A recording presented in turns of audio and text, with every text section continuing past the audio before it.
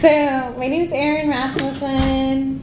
I work at Acquia until the end of the year. And my talk is Cache or Cache, and it comes from a thing like when I started at Acquia, I was working in the support group in 2015. So it's been a minute. I've been working with Drupal since 2004, so it's been another minute.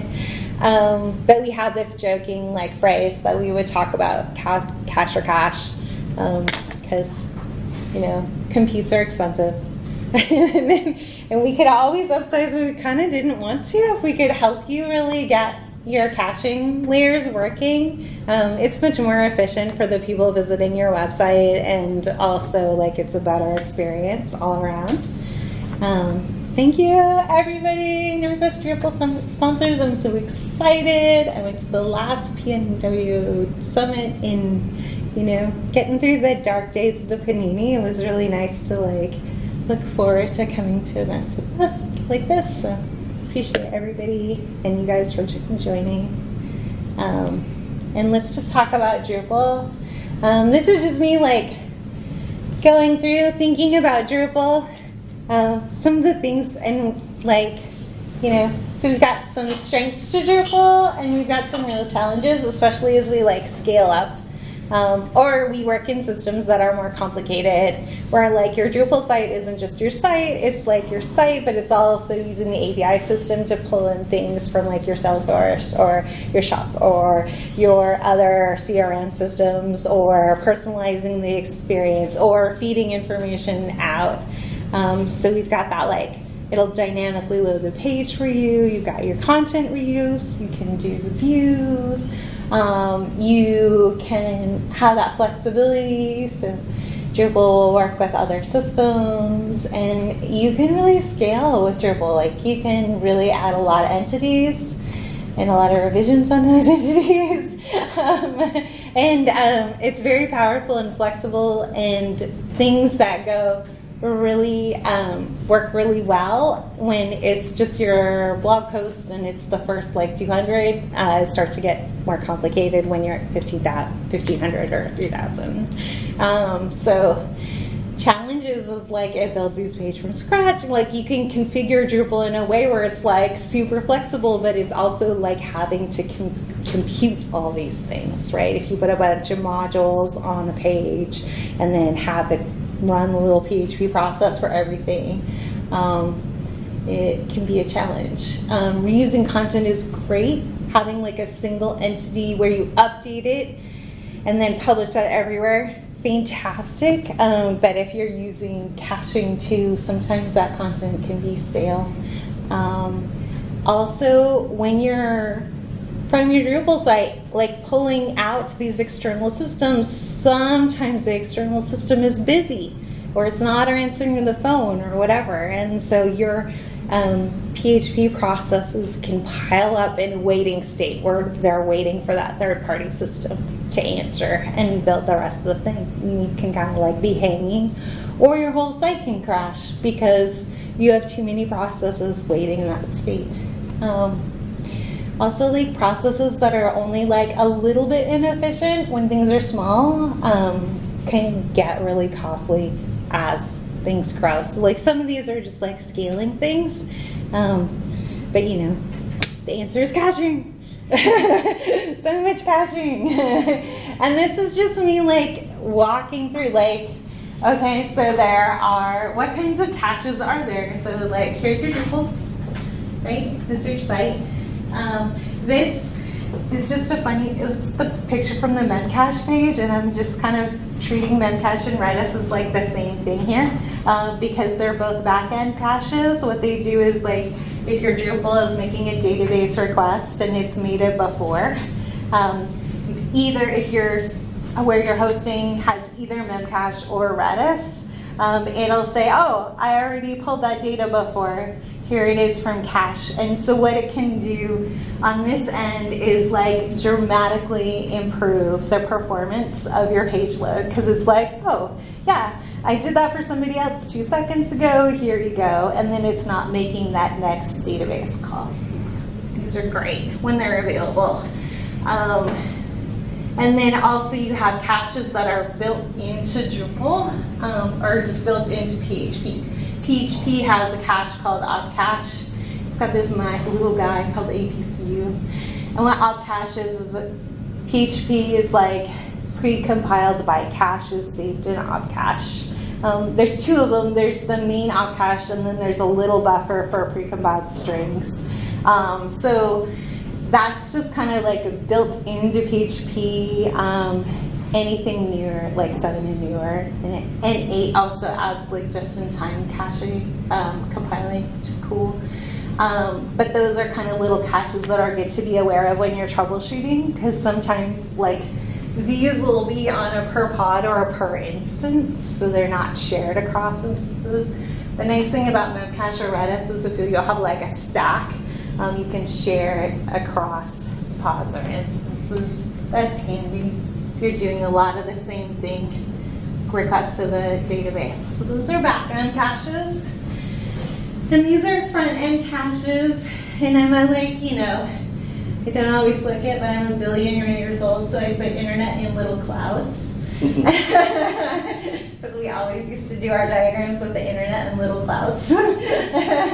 And then this is just my representation. Our front-end caching systems, especially if we're doing like a web-hosted solution, it's not usually like a box. It's usually like a distributed network of individual POPs or points of presence.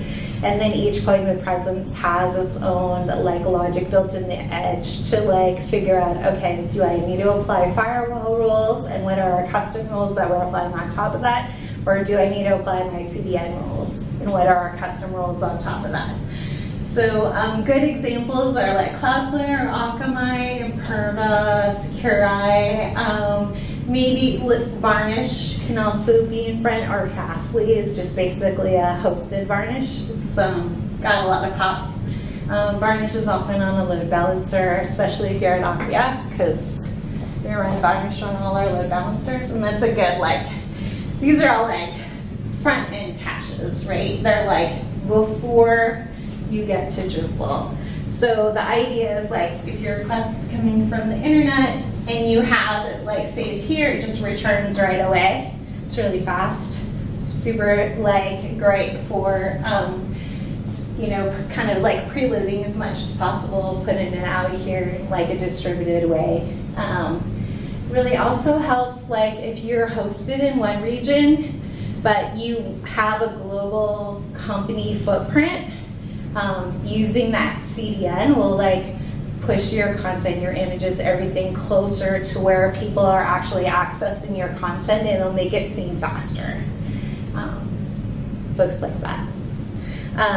They like that speedy presence. And then these are like really powerful. Like I used to help, we used to have Universal Music Group at Acquia, and we used to do like, they would post something like a new album release on their website. If it was a really popular band or like of the moment, we'd get like millions of requests, and you can serve them out of our front end cache, and everybody's experience is great, which is perfect for like really fostering that like close relationship. Like people feel like they have a good relationship with the band. So anyway. I put this slide up because I can talk a lot with this slide. And please feel free to ask questions. But those are just kind of like, just to kind of like overview, outline what are things. So just kind of like breaking down that little, our little Drupal guy. A little bit more, not too much. I found this like in our document, the Drupal documentation, and it was like, oh, that is so good, but it just kind of like needs an update. So I started like updating like the concept, but the idea, especially with like Drupal 9, Drupal 10, into Drupal 11. You've got that dynamic page cache, which gives you the ability to kind of I think of it as like a component or like a section of the page that's cacheable. So you've got these like individual blocks or sections. You've got the internal page. This works for like anonymous sessions and also people who are logged in. And then you have the internal page cache, which I always feel like it's weirdly named, but basically it's page cache. It'll do the whole page for anonymous users, but not logged in users. And then BigPipe, what it does is it will help preload some of the stuff on the page. So it's showing up while you're waiting for the rest of it to paint. You have to do kind of a couple additional steps for BigPipe if you like it. But most often, like these two guys will be in Drupal core. So when you're updating your content or you're looking at a problem and you're like, I updated my content, but I'm not seeing it reflected. I think of it like caching is just kind of like ogres or like onions. They have layers, right? So you like track back through the layers till you find your problem or your thing that you want to optimize. So like, there's like core information in Drupal. And then this idea of modules is more like your page component module, like because that's what everybody's calling them these days. Then you think of your whole page, and then you're making sure that I just kind of put CDN and WAF as like a proxy for our front end caching. So if you find something that doesn't look quite right, you clear this cache and it fixes it, you know that your rules here at the CDN layer need to be updated. But if it's like you get to here, the page, and you're not logged in, or you don't have a cache busting stream, and you're clearing your Drupal cache and it fixes it, you're like, oh, okay, that's where the problem is. Or if you logged in and it's still broken in a component and you have to clear Drupal cache, then you're looking at some things in this dynamic page cache or like in that component level that needs to be updated or is not updating correctly. So that's kind of the way that I think about it. Then also, like, if you want to make sure you're not having into caching problems, you kind of like want to clear caches from the center out, right? So clear Drupal cache, clear front end caches, clear WAF caches. Always work in that area. Because your outer layers of caching are going to pick up what they find in the layer beneath, right? So if it's not correct in the layer beneath, it's just going to pick up that bad data in the outer layers of caching. I know this is like super focused on problems, but problems is what I work on all the time. Usually when everything's going great, they're like, oh, it's going great, I don't need to talk to you. I'm like, oh, okay, cool. So I used to tell people to do something more complicated than this. And this is like when people were walking in, I was talking about curl and what my favorite things are to find caching on curl. So I might as well just walk through this first and then I'll get to the other one. So our cache control is going to tell us the max age in seconds, and that's always seconds. So I just throw it into Google and say how many seconds and minutes. I don't think anybody should do anything else. This is going to tell, if you're lucky, this is going to tell you some good information about what it is. And then Drupal cache will often say miss, even if it's hitting Drupal cache, so don't sweat that too much. This is Dries' site. It's on Acquia. We have varnish. It is going to say varnish. This cache kit is telling you that you pull the data from cache, and it's the first one. Also, if you have Cloudflare, it's going to make another line here, and it'll tell you what the hit is, whether it's a hit or a miss in the Cloudflare. It'll also tell you Cloudflare has a thing called dynamic, where it's caching all the assets, but it's making a fresh load of the page. And that's kind of peculiar to the way that Cloudflare is set up out of the box. Each one of those different solutions, it's a really good idea to check to see what their out of the box setup looks like, to make sure that you're caching everything that you think you're caching. And then it also has age. And then this is neat. It has a read idea, and you can plug this into Cloudflare and get more data about exactly what happened in this request.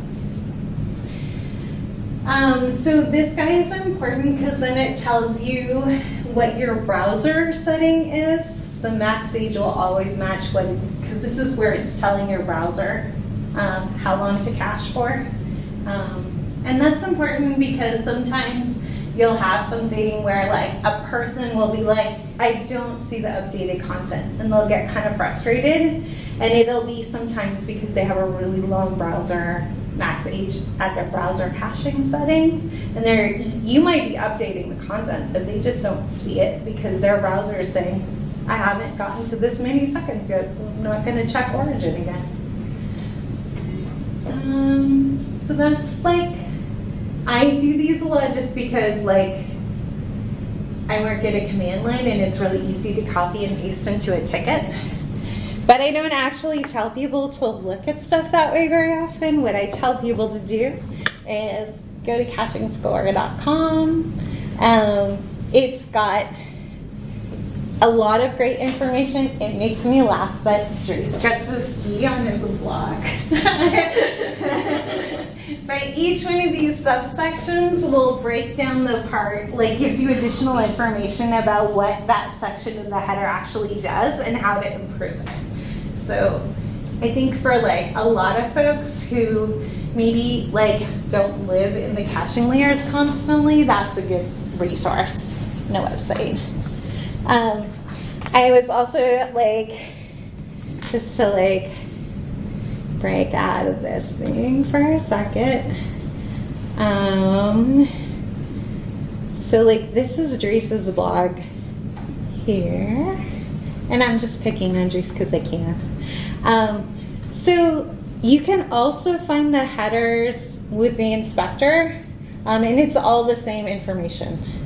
But I feel like it's harder to tell people to do this because like, check out the number of steps I'm having to do. Like, I have to know to go to inspect, and I have to know that I have to go to network, and then I have to know that I have to reload the page, and then I have to know which one of these things I want to look at, which is usually like the thing, and then I have to, usually these are all like not expanded, so like then I have to know like that this is here, and then how to break down all the pieces, and I just kind of, I feel like this is a lot, which is not bad if you're like a specialist, but it's a lot. So I feel like, I don't feel like everybody has to get an A here, but I do feel like having this where it has a little bit of like, why are we looking at this? What we're looking at when we're looking at this part of the heading is more efficient. So that's why I'm like, caching score, and there are other ones, but I like this one. I think it's by Sean, and he's now at Amazing. He's great. I always feel like I'm talking a lot when I'm doing presentations. Sorry. Please interrupt me with questions if you want to. That's what they call it, a talk. Yeah. So out of the box, Drupal does not perfectly invalidate the caches. Like, it has a really great system for tagging all the content, and it has this cache tag system for like bubbling that up. But if you want to also invalidate caches in your external caches, like if you're hosted at Aqua and there's Varnish, or you have Akamai or Cloudflare or one of the other ones, I really like the purge module.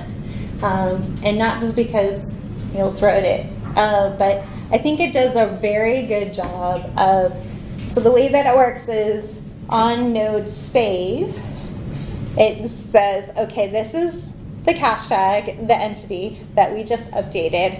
What are all the views or all the pages that are using content from that entity that I just updated? And it queues a cache invalidation request for all of them, use the queuing system, and then it does a really nice job of like breaking that down into like safe amounts to do cache invalidation on. So it'll automatically like, and if you have a little like you add a purger to it, so it will send out the ban requests or the update requests to the third-party system, so that within a couple of minutes, your content that you just updated is visible everywhere. And you're not trying to invalidate your whole caches, you're just invalidating the pieces, the pages where things were updated.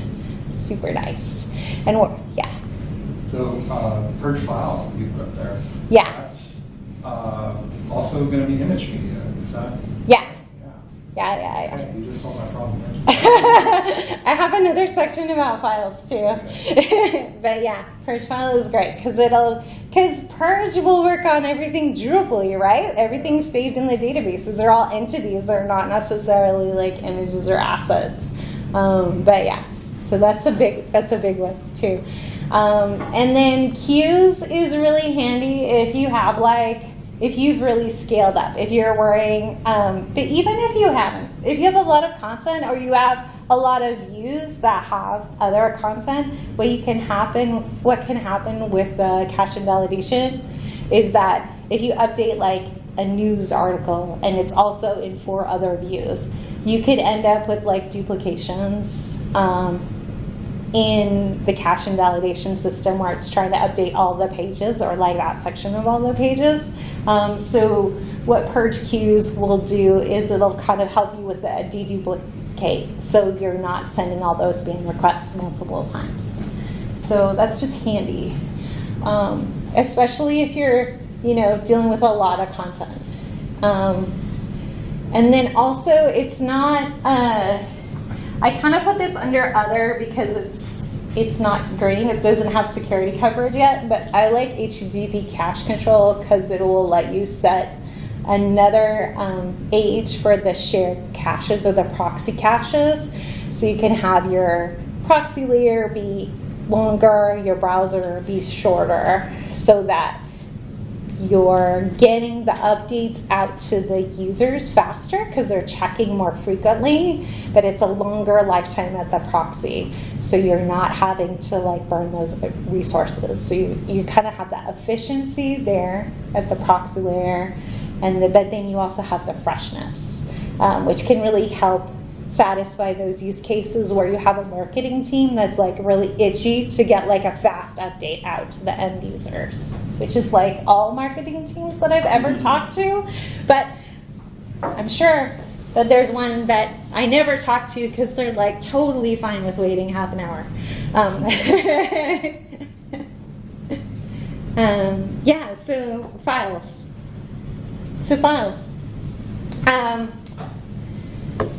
So most of the time with files, you're serving them directly and you're not going through Drupal. So you're serving them directly from Apache, at least when all the platforms I've worked with. This default used to be 2 weeks until Drupal 10, and then Drupal 10 changed it to a year. Unless you're using the private file system, Drupal's just going to let Apache serve that, which is great because Apache's really fast. But then it's all cached for a year. Drupal out of the box will just like when you upload a new media or entity, it'll append to the name, so it's a new file, right? But frequently, we have people who need to use file replace module or update in an existing file with updated information, and they need that updated information to be available quickly. Just to pick on banks for a minute, like there was a regional bank that I was working with where they had like rate information that was in a particular PDF. They were using file replace, but they also needed it to be available like within a minute of when they posted it, right? So what they did in that case is so purge file helps, but what they did in that case is also updated their htaccess file so that they treated PDF files differently. They set a different cache lifetime for that. But just be aware of that, like you can run into the issues where the files, you're updating them, but if they have the same name, then it will still follow this rule that's set in the HD access. So you can modify your HD access file, which means that you're also like, making sure you properly patch that and have it in Composer, right? And that's a good way to go. And you can use file replace. And I actually kind of like, for some of my people that I work with frequently, I just consider a shorter cache lifetime, not a year. 2 weeks was actually really good for a lot of people. A month is fine. Consider just making it dialing it back a little bit. Which is where I disagree with some of my folks that I work directly with. They're like, it has to be a year. I'm like, what works for one project won't work for another project. Do what works for your project. Cache as long as possible though. And then this is where I throw in a bunch of stuff about working with firewalls and CDNs. I love them. I think they're great. I think the acronym WAAP is not the most exciting one, so I keep using WAF. So if you've got CDN layers are amazing. They can come with exciting cache problems. So I just have some notes based on what we have found working with customers. Do not cache your login page. That leads to funny issues. It's the next person going to the login page going, why do I see my other person's name in there? Don't do that. Also, pages where you're updating edits, or you're in admin, or consider adding, it's Drupal, so there's going to be a cookie in there that's SE, SS, whatever, session cookie, so consider bypassing on your session cookie. That way you'll keep your regular users that are content editors from accidentally viewing cache pages, which interrupts their experiences. They're trying to edit and look at fresh stuff. Keep an eye on Cloudflare, for example. They out of the box had something they called standard caching, which was caching all your images and your assets and your PDFs, but not actually caching the rendered page. So you weren't getting all of the performance you could out of the box with their default settings. So just keep an eye on what are them standards, and check, do whatever the extra steps are to cache the rendered page, keeping in mind bypassing, very said above. And then also consider whether or not, in Drupal's you can also set some of the CDNs to respect the setting in your application origin. So you can set your CDN to use exactly the same settings as you have on your performance page. So you might decide that works well for your group of users where they want to have that flexibility and it controls everything. Or you might decide for your project that the CDN is would be better for a short cache lifetime. Even I've seen minutes, 1 minute or 5 minutes still be pretty good. And then that's checking in with Origin on a pretty regular basis for updated content. That is really good for projects where you have a lot of fresh content going out. If your content's fairly static, you can do longer cache lifetimes. But sometimes you're working with a project where there's constant news updates, or it's a sports team and they want to get the information for the match out right away. So that's going to cause you to change your approach. Keep an eye on how you're varying the cache, because you don't want to vary by Google tags, for example, because that will cause a lot of individual caches, and that's fragmentation at that layer. You want to, as much as possible, do very uniform caching. That's where you're going to get the most value out of that front end layer. And then this is just a little note, there's a strong temptation to cherry pick the best deal of using a WAF from one vendor or a CDN from another vendor and trying to use them together. Do not do that. Just don't. It works great for some random amount of time, and then when it falls apart, it's a mess to clean. So just save yourself the trouble. Always pick the same vendor. That way, when they roll out improvements to the WAF or the CDN, like, you'll get that together. It'll also keep you from running into problems with SEO, and also, like, a lot of these guys, like, the WAFs are designed to sort of, like, the WAF and the CDN are sort of designed to go together to really help you in those conditions where there's a lot of traffic going to origin. So I've been picking on Cloudflare this whole talk, so I'll just keep doing it. There was this great, I was working with a Cloudflare engineer on a mop-up after an event. Like, one of my customers had a SYN flag attack, and it was not quite a denial of service attack, but it was significant enough to take down at Cloudflare multiple POPs. And we were like talking to each other about what are ways that we could prevent the next incident. And he was really saying that as he's like gone on in his job as like an engineer at Cloudflare, he's really found that they're able to innovate and add new rules pretty well, but the hidden piece that he didn't realize how important was the CDN to really help bear the brunt of the traffic.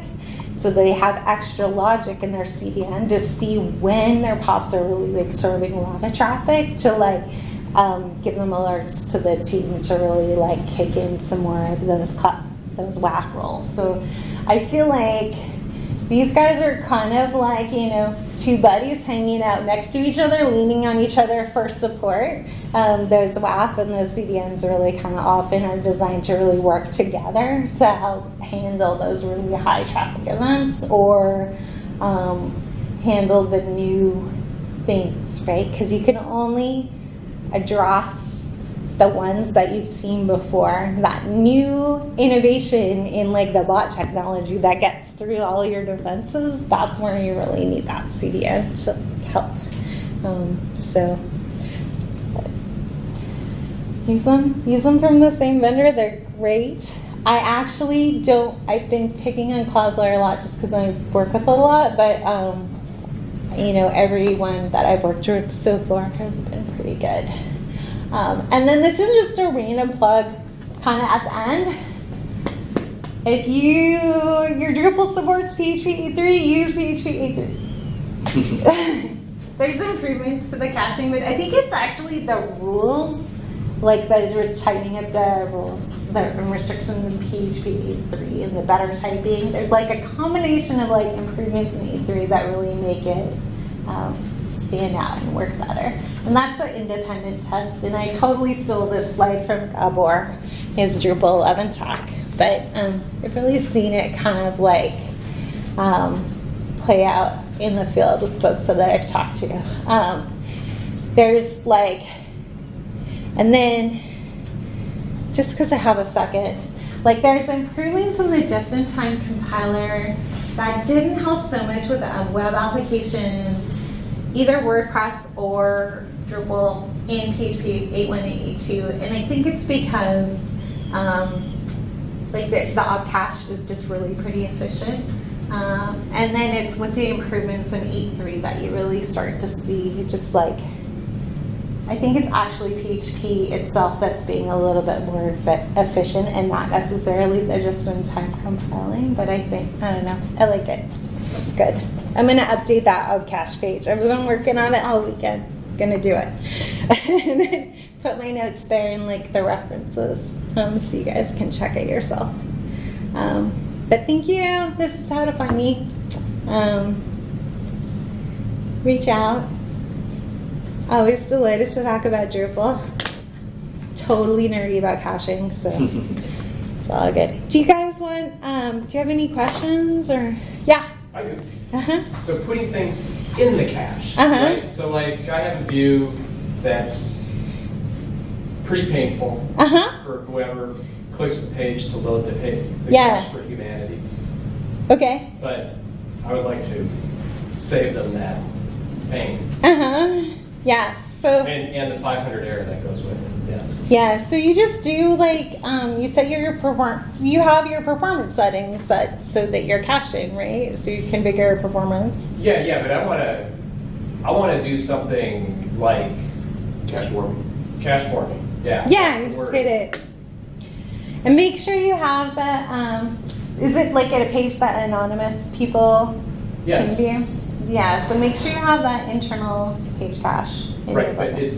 it's a page from a view, Yeah. but that's a page, right? But that's a page. Okay. Yeah, and make sure, do you have pagination on the view? Like how many items Well, is no, it? because it's a map. It's Oh, a map okay, with cool. 13,000, locations. Right, that's a lot. It is. It's really interesting. In Drupal 7, Uh-huh. in Drupal 7, it loads in, the worst case is 10 seconds. Right, because Drupal It is. 7's caching a whole page. Yeah, but I clear caches, Uh-huh. hit the page. Uh-huh. It's about like 10 seconds just, Right. to watch it. On Drupal 10, it just never loads and it goes 500.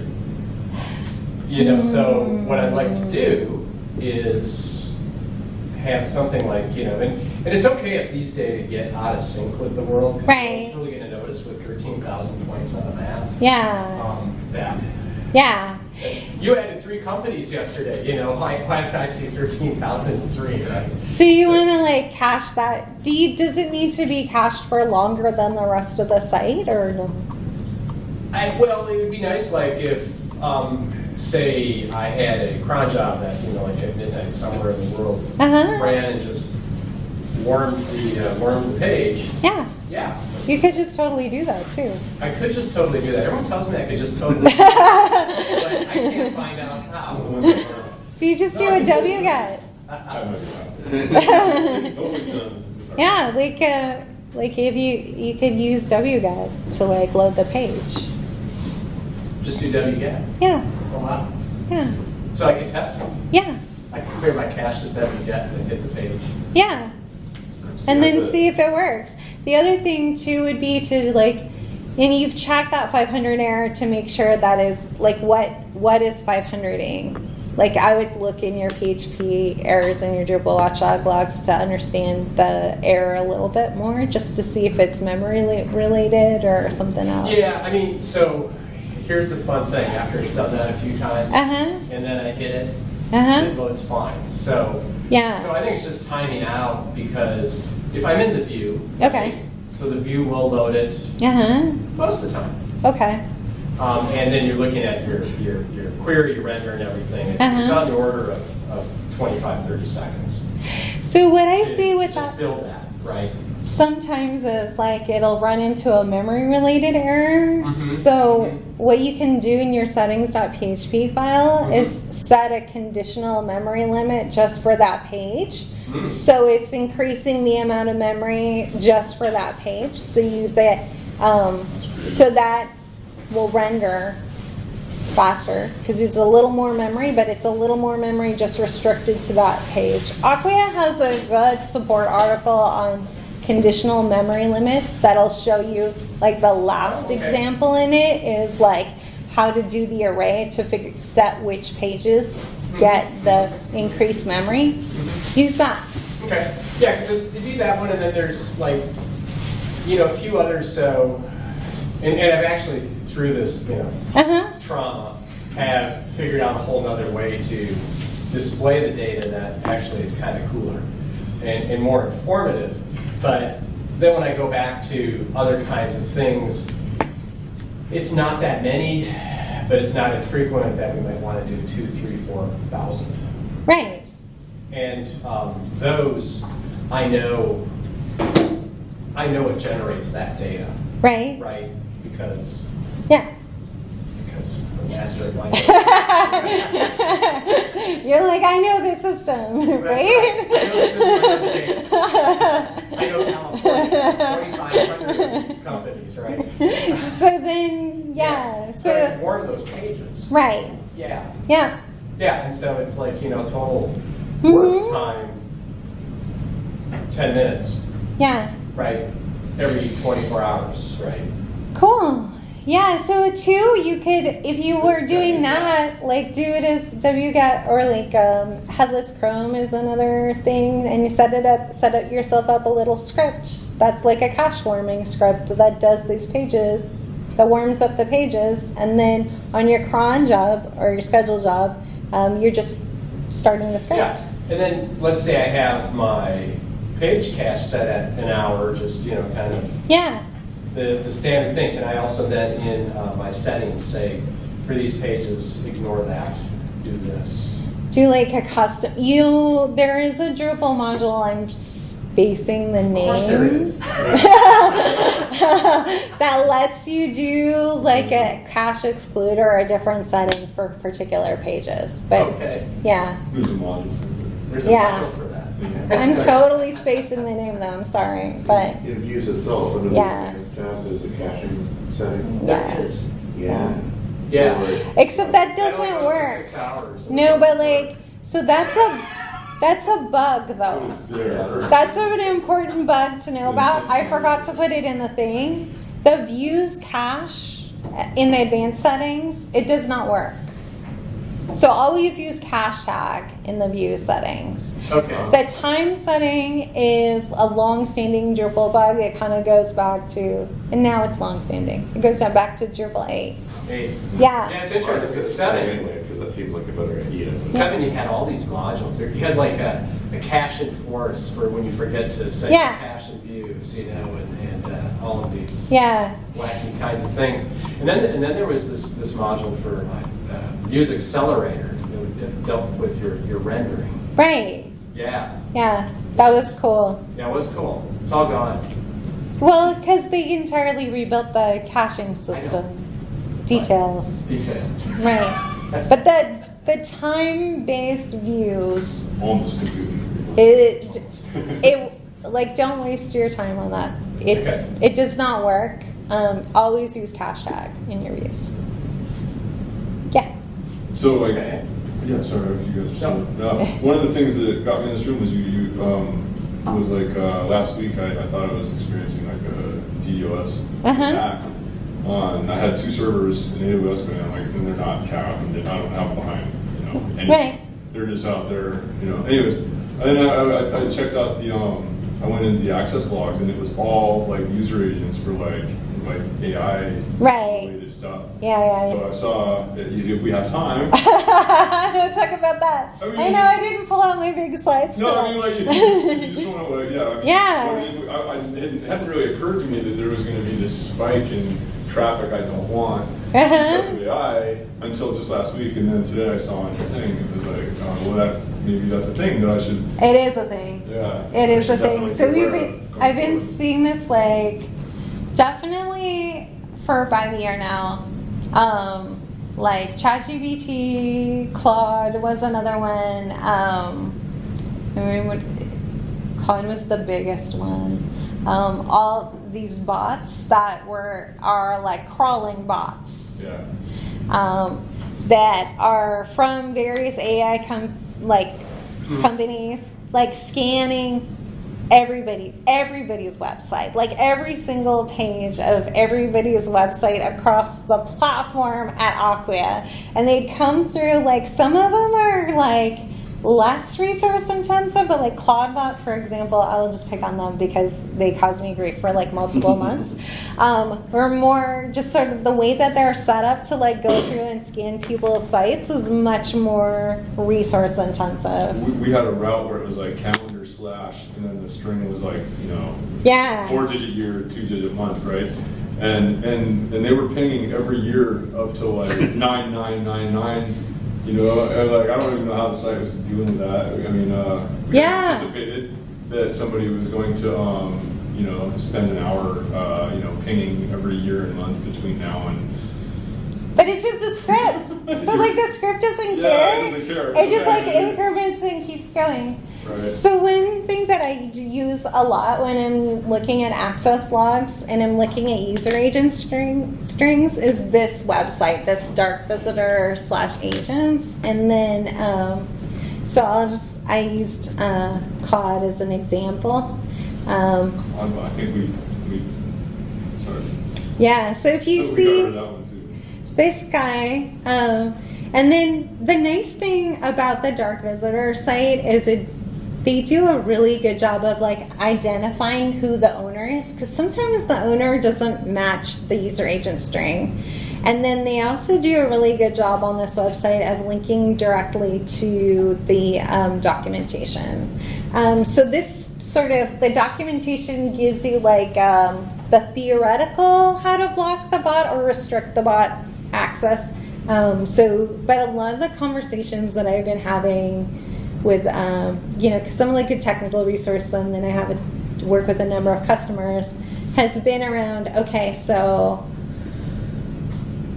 what, you had an overwhelming amount of traffic from this particular user agent string. These are ways to, that it says that it should be like limiting access. So this is what they give in robots.txt. But then also like I kind of expand it out and I say like, okay, so which of these AI solutions are you interested in marketing toward? And consider customizing your robots.txt or your web application firewall rules to allow those into places of your site where you have information about your products, and then disallow it from everything else. Right. So you can Wrangle it a little bit, because otherwise it's a lot, often like either through computes or through like traffic requests, like you are paying for the amount of like traffic you're able to deliver, right? And so I don't think people really build websites to be like, oh, I want to be overwhelmed by an AI scraper. Yeah, right. Like, or any kind I don't want to pay for that. of, any kind of scraper. right. So we have this company database and it's 10,000 pages. So you can imagine there's a few places, people in the world that once a year want to get my data. Yeah. You see this big spike, and you can just see the pattern, right? And then the time frequency. That's one thing I like to block. But then there's these others, and they seem to be out of like Germany. So we use stat counter for some of this, and so you get the little flag. Yeah. And it's a page, it's a page, but each one of those is like an independent visit. It's not a visit Right. going boom, boom, boom, boom, boom, boom, boom, boom, right? So is that like a bad bot? Could be. Could be. Yeah. I mean, and that's why like I'll track down the user agent or I'll look in the firewall settings and see what it is. There are a lot of bots that are, like your more malicious bots will rotate the IP space that they're in, or Yes. they will go through like a ASN, which is like a collection of IPs that allows them to hop from one network to another. So like blocking with like CIDR block rules is more difficult. I've seen that, like especially for the ones that want to scrape the company database, which is I got this data doing the same thing, but so it's like, okay. But yeah, when I've gone and blocked the IP, you wait a half hour and then another IP appears and you see that picking up. And then one time I got mad because all of a sudden I saw 4 IPs. It's like so into like they'll be done in a day. in Drupal core, like the ban module can be helpful, but there's also an advanced ban module that extends the features of ban, which is a nice one to kind of give to like if you don't have a web application firewall, or you just want to kind of give somebody like a point to like get into and like block it really quickly. That can be helpful. It's not as good because as a web application firewall or an HD access block, but it's still, I mean, every little bit helps. And I think too, like, I like to think of security, like, even though, like, as a layered approach, right? Not every layer is going to be perfect, but you add each individual layer, and as you add the individual layers, we're building up your ability for your site to like make it through like major traffic, whether you're like Lady Gaga or like you're just dealing with Cloudbot today. I mean, for us, it's not like it's killing the site or anything like that. Yeah. Where I found banning really works is when I've seen people with scripts that are stock. Yeah. And it's just the same thing over and over and over. It's like, we better stop that. Are you talking like ACL or something, or? They're just banning the IP address. Yeah. It blocks it, right? There's the ban And module. Sadly, you don't know when they're done, so you don't unblock. So it's like, well, You ban ranges. I haven't used that module. So ban. I think it's individual IPs, and then I think you need, I can't remember if you need advanced ban for ranges or not. That one I don't know off the top of my head. Okay. Sorry. I found actually. I'm going to hit the stop button on